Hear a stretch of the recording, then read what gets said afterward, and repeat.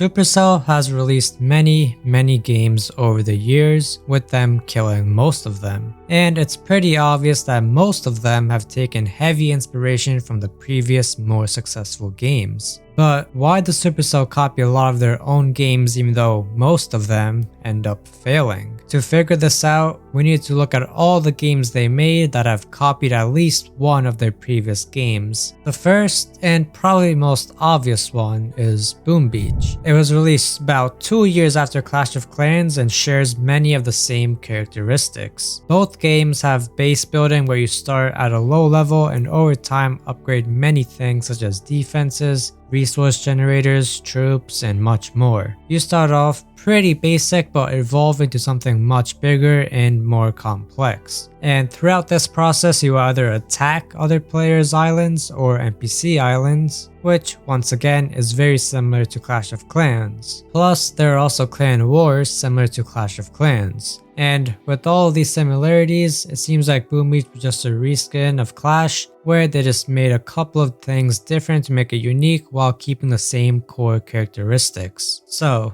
why did Supercell do this? Well, for this one, it's pretty obvious. Clash of Clans was by far the biggest game at this point, and well, they did only have 2 games public at this time, which were Heyday and Clash, but they probably saw how those games were extremely popular and they just wanted to capitalize off of it. But unfortunately, Boom Beach never really caught on as much as their previous games, and is often regarded as their least successful game that they still have up. And this was probably because Boom Beach was a little too similar to Clash and people would just rather play that. But don't get me wrong, the game was still wildly successful at its launch and has made over $800 million so far. But the next game was far less successful. It's called Rush Wars and never made it past the beta stage. This game copied Clash of Clans and Clash Royale and in a way just combined the two. It copied Clash of Clans in that you have to build up and level up your base in defenses and you can get attacked by other players, and you can also attack other players with their own armies that you can pick and choose. And it was similar to Clash Royale in just the whole attacking and defending sense, because it was pretty similar to the towers in that the troops went from one side of the screen to the other. It was also similar in that the troops were like cards that you got out of chests. You could also say that it copied Boom Beach in some regards because it had headquarters and some assets that were similar to Boom Beach, but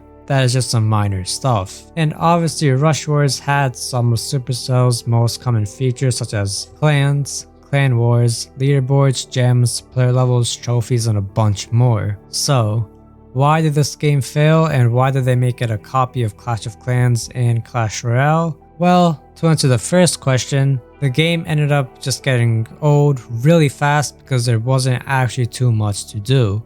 Unlike Clash of Clans, you couldn't really expand or build up the base as much and there weren't as many defenses to place down, and the area was a lot smaller. So basically, after playing the game for a bit, you essentially had seen everything and there really isn't a motive to play longer, except for to just compete on the leaderboards. And when they announced that they were shutting the game down, they said that they didn't see longevity in the game and didn't think it was something that could survive for years on end, and they were right. Now, to answer the second question, well, the answer is similar to the one for Boom Beach. This game was released at what is arguably the peak of Clash Royale before it ended up becoming super pay to win. And this game was a way to combine their 2 most popular games in Supercell's eyes. Unfortunately, the execution wasn't done that well, which is why the game ultimately failed. The next game was a spin-off of one Supercell game and a copier of another. This one is called Boom Beach Frontlines, and it was actually created by a different company called SpaceApe, though they were obviously heavily supported by Supercell, who had a majority stake in the company. This game was released in 2022, which was arguably the peak of Brawl Stars, and obviously the game was also very similar to Brawl Stars. It had most of the same features such as having different characters with their own strengths and weaknesses, and the whole objective of the game where it was one team versus another team, except that Frontlines typically just had bigger teams. It even had the same mix of 2D and 3D graphics, and honestly Frontlines looked like a reskin of Brawl Stars with Boom Beach characters. Once again, the reason for copying this was because the game they copied was doing really well. and I'm sure you can see a pattern forming. This game also ended up being shut down just about a year after release because it didn't end up performing as well as Supercell were hoping, probably because it seemed just like a reskin to most players. The next and most recent game was Everdo. Now, this game was a copy of both Heyday and Clash of Clans. It was similar to Heyday in that the premise of the game was very farm-like and it was a nice, relaxing, peaceful game. It was, in a way, just Heyday made more into a 3D game with animations for harvesting and whatnot. It also had elements from Clash of Clans, mainly the whole base building aspect, though Heyday was also similar in that regard. Now obviously you can say they copied those two games because they were successful, but at this point it had been a while since those games were released and they had two other super successful games that were more recent. So that doesn't seem like the whole reason. At this time, another somewhat similar game called Stardew Valley was extremely popular, and this was probably Supercell's way of combining two of their older popular games with a newer game to hopefully get success. But as most of you know, Everdo ended up being shut down because it didn't meet expectations. And I think the main reason for this is that it is a PvE game and there isn't much action, which is obviously different from most Supercell games, and most people probably just didn't enjoy it for that reason. So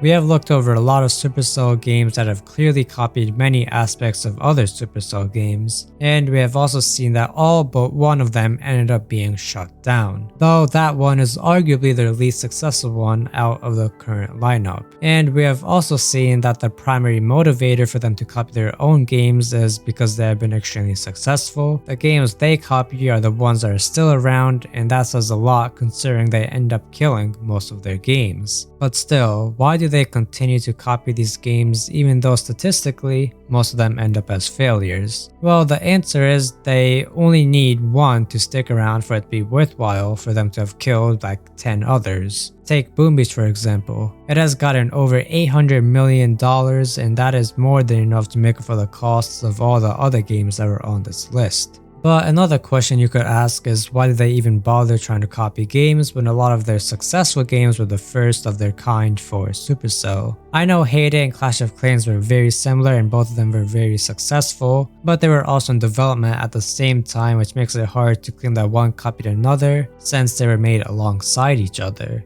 But now look at Clash Royale and Brawl Stars. These two were pretty unique for Supercell and they were very successful, especially Brawl Stars, which was very different compared to their other games. So, why don't they make more unique games? There are two reasons I can think of. One is that it's just a lot more effort in trying to think of new ideas instead of just taking old ones and adding a little twist to it. And the second reason is that they might just be trying to stay in one lane, such as base building type games or games oriented around their Clash games, with the exception of Brawl Stars obviously. We can't know for sure, but whatever they're doing is obviously working as they're still a very successful company, and I'm excited to see what they do in the future, whether it be staying in one lane or expanding further out.